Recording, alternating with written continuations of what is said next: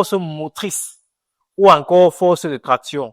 Nous allons donc utiliser les caractéristiques de la force motrice pour pouvoir la représenter sur notre système.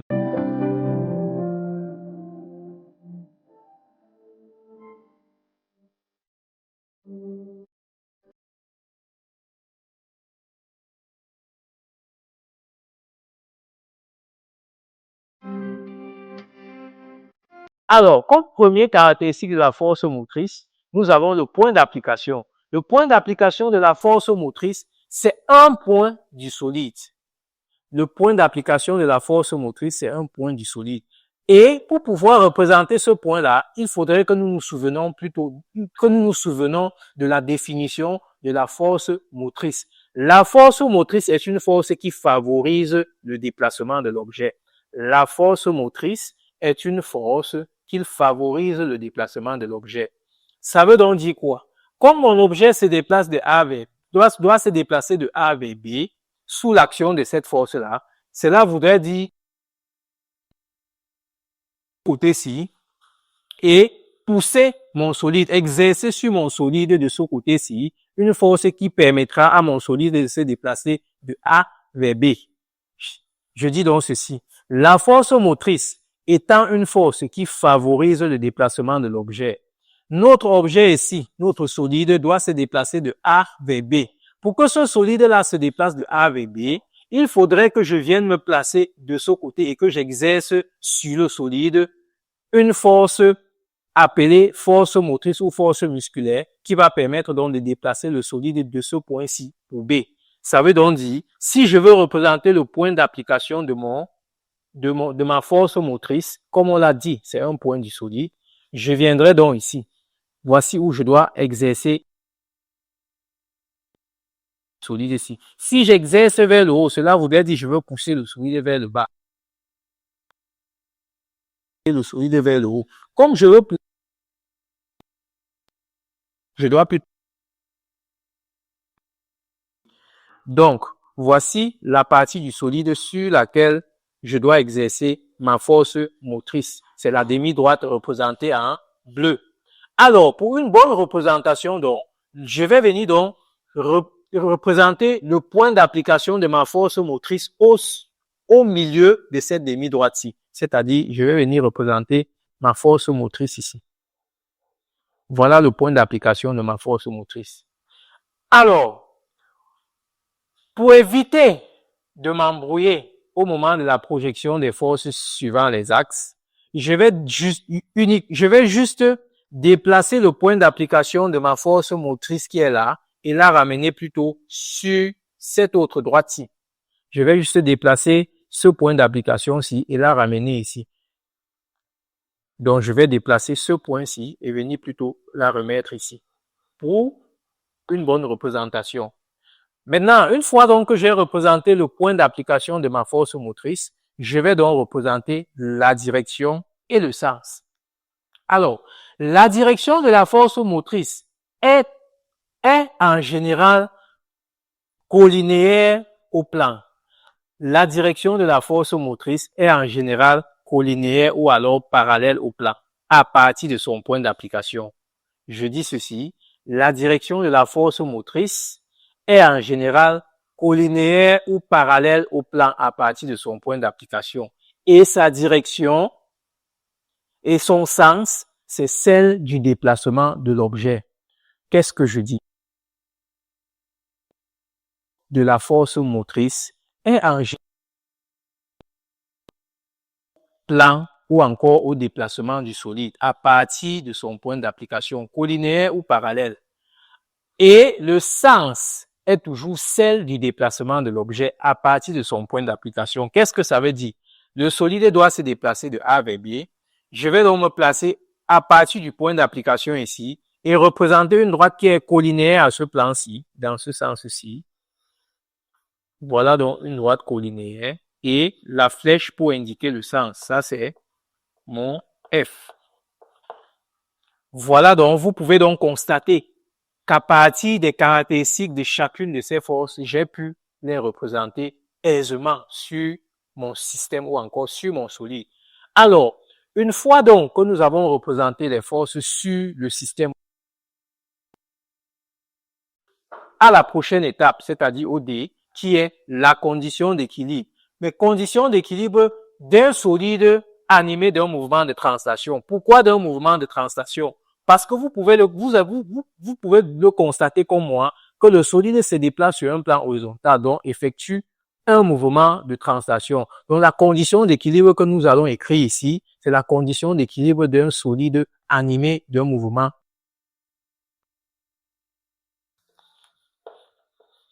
Condition d'équilibre. Alors, que dit la condition d'équilibre?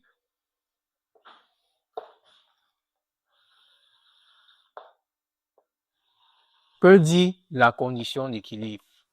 Lorsqu'un système, ou encore un système animé d'un mouvement de translation et soumis à l'action de plusieurs forces, sera en équilibre si et seulement si la somme vectorielle de toutes les forces extérieures au vecteur nul. Qu'est-ce que je dis? La condition d'équilibre dit quoi? Un système animé d'un mouvement de translation et soumise à plusieurs forces extérieures sera en équilibre si et seulement si la somme vectorielle de toutes les forces extérieures qui s'appliquent sur ce solide ou encore sur ce système est égale au vecteur nul. Qu'est-ce que je vais donc écrire? Qu'est-ce qu'on écrit ici? On dit, on a somme vectorielle un autre solide égale au vecteur nul. Voilà la condition d'équilibre que je viens d'écrire. Là, c'est une condition résumée. Maintenant, je vais essayer de détacher cette condition-là, tout en rappelant que là, c'est une somme. C'est-à-dire, ce que je vais faire, comme ça, c'est une somme, je vais donc sommer toutes les forces extérieures qui sont appliquées à mon solide et écrire que leur somme vectorielle est égale au vecteur nul. Qu'est-ce que je dis? Je vais simplement par le poids plus la réaction normale plus la force de frottement plus la force motrice égale au vecteur nul. Voilà donc la traduction de la condition d'équilibre. La somme vectorielle de toutes les forces, je dis bien la somme vectorielle de toutes.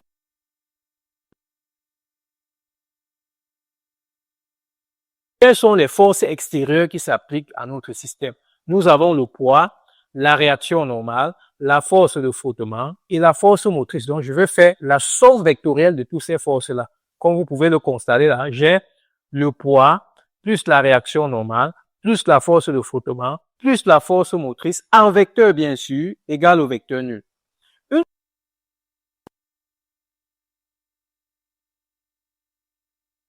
Suivant les axes.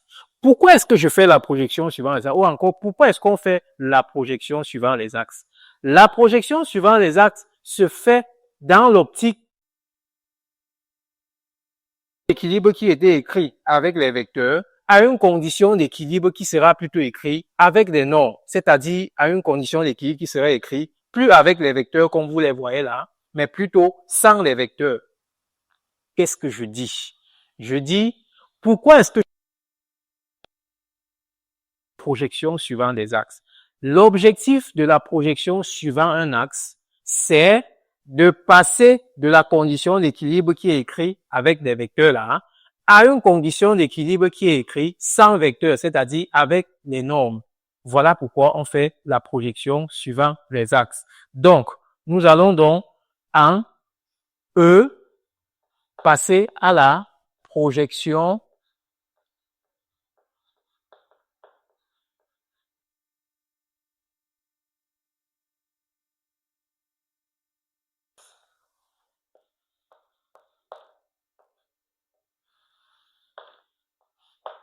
Alors, pour faire la projection suivant les axes, qu'est-ce que je fais? Qu'est-ce que je fais pour... Avant que nous avancions, nous continuons avec la projection suivant les axes, je voudrais que nous revenions encore sur, que nous revenons encore, autant pour moi, sur la représentation de la force motrice est en général collinéaire ou parallèle au plan. En général, la direction est comme ça. Mais dans cet exercice, qu'est-ce qu'on nous a dit? On nous a dit le solide se déplace sous l'action d'une force faisant un angle alpha avec le déplacement. Vous voyez qu'ici, avec l'énoncé d'exercice, la direction de cette force-ci ne sera plus collinéaire ou alors parallèle au plan, mais elle sera plutôt inclinée d'un angle alpha. Pourquoi? Parce que dans l'exercice, on nous précise bien que le solide se déplace sous l'action d'une force. C'est dit donc que la force qui est généralement toujours fera maintenant plutôt cette fois-ci un angle alpha avec le déplacement. Ce que je fais donc, ce que je viens juste ici, ma force d'un angle alpha ou d'un angle alpha. Ça veut dire qu'on aura plutôt, au lieu d'avoir cette représentation-ci, nous aurons plutôt cette autre représentation. Voilà la représentation claire pour l'énoncé de cet exercice de la force motrice. Et l'angle alpha là, c'est l'angle que nous avons ici. Alors, en général, cette force devrait se représenter de cette façon-ci. Mais compte tenu du fait qu'on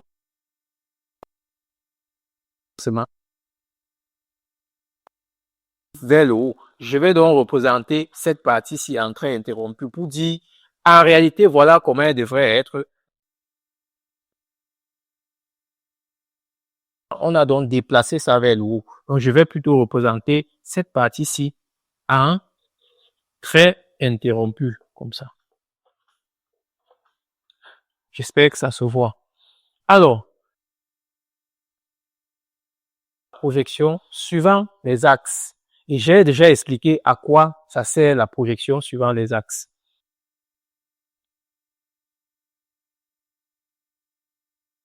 Mon dessin que voici. Je reviens sur mon dessin que voici. Je ressors le repère orthonormé. Un repère orthonormé, c'est deux droites qui se coupent en formant un angle droit. Donc, je vais revenir sur mon dessin qui est là. Je vais ressortir le repère orthonormé. Donc, je refais mon dessin que voici.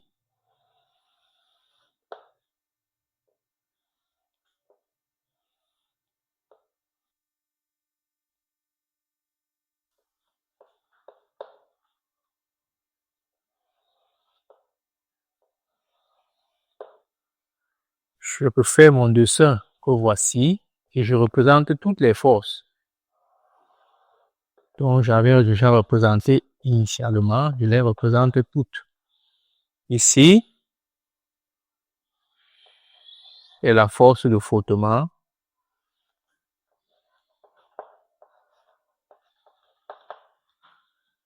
Ici, c'est la force motrice.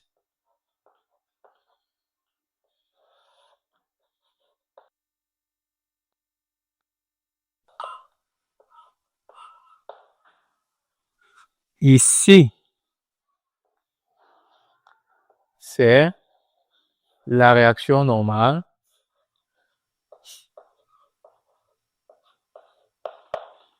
Et je crois que c'est tout. Voilà donc. Je vais donc ressortir un repère orthonormé sur cette représentation-là. Et comme nous l'avons dit, un repère orthonormé, c'est deux droites qui se coupent. On voit donc deux droites qui se coupent en formant un angle droit. Dans cette représentation, la verticale passera, c'est-à-dire mon axe des X passera donc par la réaction normale que voici et le poids. Voilà donc l'axe des Y. L'axe des X soit passera par le plan ou encore passera plutôt par le centre de gravité de mon solide. Je dis bien, l'axe des X passera soit par le plan ou alors par le centre de gravité de mon solide. Pour une bonne représentation, on fera donc plutôt passer cette droite-là par le centre de gravité du solide, c'est-à-dire on aura quelque chose comme ça.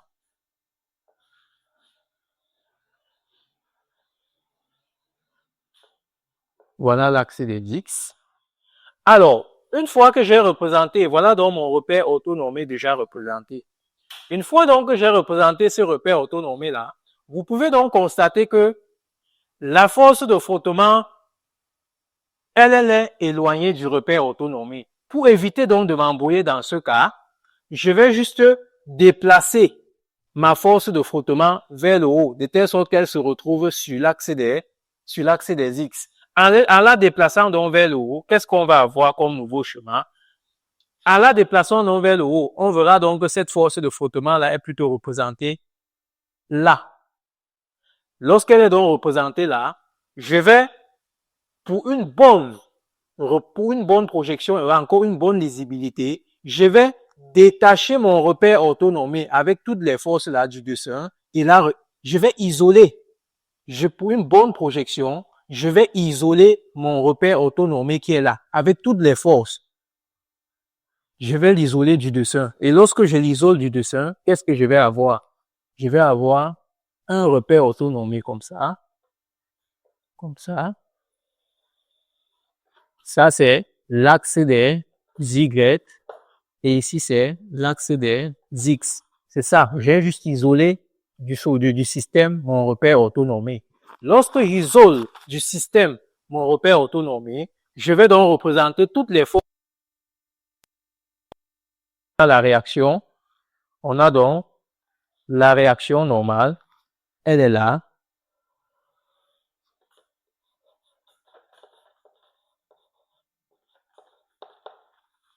Après la réaction normale, on a notre poids qui est là. On a notre poids qui est là.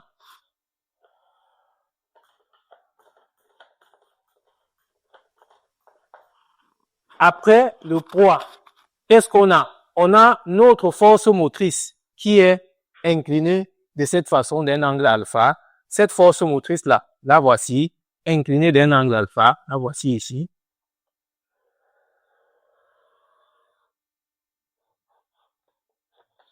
Voici notre force motrice. Après la force motrice, l'angle alpha, le voici ici. Après la force motrice, nous avons notre force de frottement là, qui est, lorsque je ramène vers le haut, est sur l'axe des X. Cette force de frottement là, je vais venir la voici, je viens simplement la représenter ici. Voilà notre force de frottement. Alors, une fois donc que j'ai fait cette représentation simple, je vais passer donc à la projection suivant les différents axes. Je commencerai par la projection suivant l'axe des X. Alors, nous passerons donc ici à la projection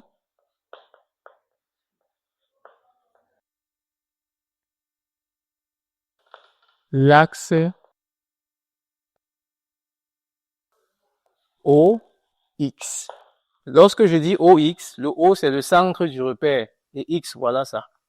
Alors, avant de faire la projection, je vais réécrire la condition d'équilibre que j'avais déjà ici. Je vais la réécrire. On a le poids plus la réaction normale plus la force de frottement plus la force motrice égale au vecteur nul. Alors, une fois donc que j'ai écrit cette condition d'équilibre, qu'est-ce que je vais faire? Je suis en train de faire une projection suivant l'axe des X. Je vais donc venir, suivant l'axe des X que voici, identifier toutes les forces qui sont représentées suivant l'axe des X. Je dis donc, comme je suis en train de faire la projection suivant l'axe des X, je vais venir donc suivant l'axe des X, identifier toutes les forces qui sont représentées suivant l'axe des X. Et lorsque je les ai identifiées, la règle que je vais respecter, c'est quoi? Toute force dont son sens sera orienté dans le sens contraire de cette flèche-ci sera comptée négativement lors de la projection, et toute force qui sera représentée dans le même sens que cette flèche-ci sera comptée positivement. Qu'est-ce que je dis? Je veux faire la projection suivant l'axe des X. La première chose, je viens suivant l'axe des X. J'identifie toutes les forces qui sont représentées suivant l'axe des X. Lorsque je... c'est quoi? Au moment de faire la projection, on a dit lorsqu'on fait la projection, l'objectif c'est de passer de cette condition d'équilibre qui est écrite en vecteur à une condition d'équilibre écrite juste avec les nombres. La règle donc c'est quoi? Lorsque je vais donc passer à la projection, toute force suivant l'axe des X qui sera orientée dans le sens contraire de cette flèche-ci sera comptée négativement, et toute force qui sera orientée suivant l'axe des X qui sera orientée dans le même sens que cette flèche-ci sera comptée positivement. Qu'est-ce que je fais donc? À partir de cette condition-ci, nous avons le poids. La question qu'on doit se poser donc ici, c'est est-ce que suivant l'axe des X, le poids est représenté? Est-ce que suivant l'axe des X, ce poids-ci est représenté? La réponse c'est non. Nous constatons que le poids est plutôt représenté suivant l'axe des Y. Par conséquent, suivant l'axe des X, ce poids-ci vaut 0. On met 0. Plus. Deuxième question. Est-ce que suivant l'axe des X, cette réaction normale s'y est représentée? Voici l'axe des X ici. Je constate que la réaction normale est plutôt représentée suivant l'axe des Y. Par conséquent, je viendrai aussi ici remplacer Rn. Alors, je continue. Est-ce que cette force de frottement s'y est représentée suivant l'axe des X? Je viens regarder mon axe des X. Voilà l'axe des X. Je constate que cette force de frottement est bel et bien représentée suivant l'axe des X. Et elle est orientée dans le sens contraire de cette flèche-ci. Voilà la flèche qui indique le bon sens du repère suivant l'axe des X. Par contre, la flèche de la force de frottement est plutôt opposée à cette flèche-là. Par conséquent, cette force de frottement-ci en norme ou encore en module sera comptée négativement. Donc, je viens ici, je vais moins F. Maintenant, une autre question. Est-ce que la force motrice que voici est représentée suivant l'axe des X que voici? La réponse c'est oui. Cette force motrice-là est représentée. Pourquoi? J'ai la force motrice ici. Elle se comporte ici comme un point dans le repère qui a pour coordonnées X et Y. Qu'est-ce que ça veut dire ici? Ça veut dire tout simplement que cette force motrice-ci, dans ce repère-ci, aura deux composantes. Cette force motrice qui est dans ce repère-ci aura deux composantes. Une composante suivant l'axe des X que je vais appeler f de X. Et pour avoir le f de X là, j'ai juste besoin de faire une projection suivant l'axe des X. Dès que ça va toucher l'axe des X, je vais donc la représenter. Voici donc mon f de X ici. Voilà mon f de X ici. Ensuite, projection suivant l'axe des Y, puisqu'on a dit que cette force-ci a deux composantes. Une composante suivant l'axe des X que voici, f de X, et une composante suivant l'axe des Y que je vais représenter. Pour représenter, je fais aussi une projection suivant l'axe des... Et lorsque je fais cette projection, je suis là. Lorsque je fais cette projection-là, je suis exactement là. Voilà f de Y.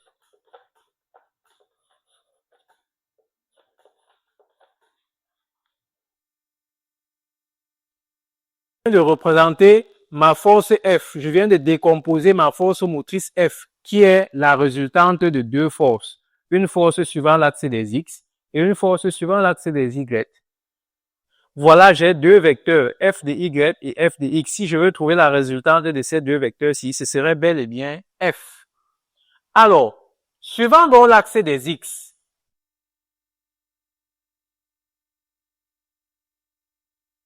c'est-à-dire bien suivant l'axe des x, mon f qui est là, est représenté par f de x. Et lorsque je regarde, ce f de x là est orienté dans le bon sens du repère, parce que sa flèche est orientée dans le même sens que celle du repère. Donc, je viendrai ici, comme j'ai dit, mon f est représenté suivant l'axe des x par f de x, et le f de x là est dans le bon sens du repère, donc sera compté positivement. Donc, je vais remplacer le f ci par f de x et égal à, plus égal au vecteur nul, mais cette fois-ci égal à 0. Cela entraîne à dire qu'on aura moins f plus f de x égale à 0. Voilà la relation qu'on a.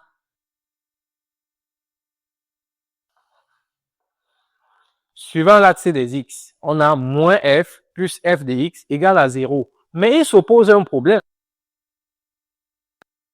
de f de x. Mais on peut retrouver la valeur de f de x. Pour retrouver la valeur de f de x, il faudrait juste revenir dans le repère et se rendre compte que le triangle f de x et cette autre base-ci forment un triangle rectangle. J'ai dit donc, pour avoir la valeur de f de x qui est là, il faut revenir dans son repère et se rendre compte que le triangle f de x, f de cette autre base-ci forme un triangle rectangle avec l'angle alpha. Donc, si je veux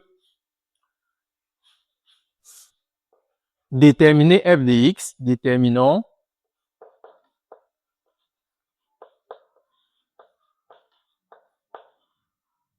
f de x. Pour déterminer donc le f de x là, je vais porter le triangle rectangle que voici. Ce triangle rectangle-ci, f de x et cette autre droite-ci, je vais représenter ici pour pouvoir mieux voir ce que je fais. J'aurai donc ce triangle-ci.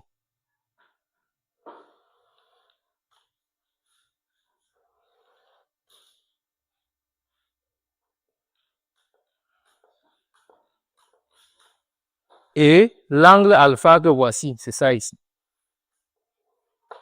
Ici, c'est mon f. Ici, c'est mon f de x. Alors, qu'est-ce que je constate? Que dans ce triangle rectangle-ci, mon f de x qui est là est le côté adjacent à cet angle-ci. Un côté est dit adjacent lorsqu'il est directement en contact avec l'angle. Ce que je constate donc, c'est que mon f de x que voici est adjacent à cet angle-ci, car elle est directement en contact avec l'angle. Et lorsqu'un côté est adjacent à un angle, pour trouver ce côté-là, on applique le cosinus. Qu'est-ce qu'on va donc dire? On a cosinus de l'angle alpha égale à côté adjacent à l'angle qui est f de x sur hypoténuse qui est f. Cela entraîne à dire donc que mon f de x que je cherche sera simplement égal à grand F fois cosinus de l'angle alpha. Voilà f de x que je viens de trouver. Je vais appeler cette relation 2. Je vais donc faire 2 dans 1, c'est-à-dire dans 1 ci, ce qui me dérangeait, c'était la valeur de f de x. Et je viens à partir de ce triangle-ci, la valeur de f de x que voici, je vais venir remplacer dans 1. Donc, qu'est-ce qu'on fait?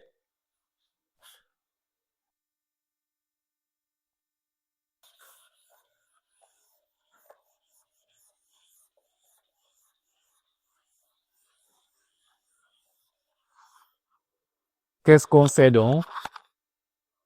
On dira, remplaçons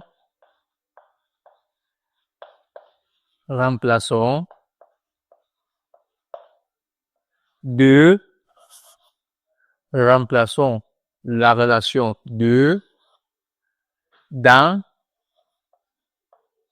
la relation 1.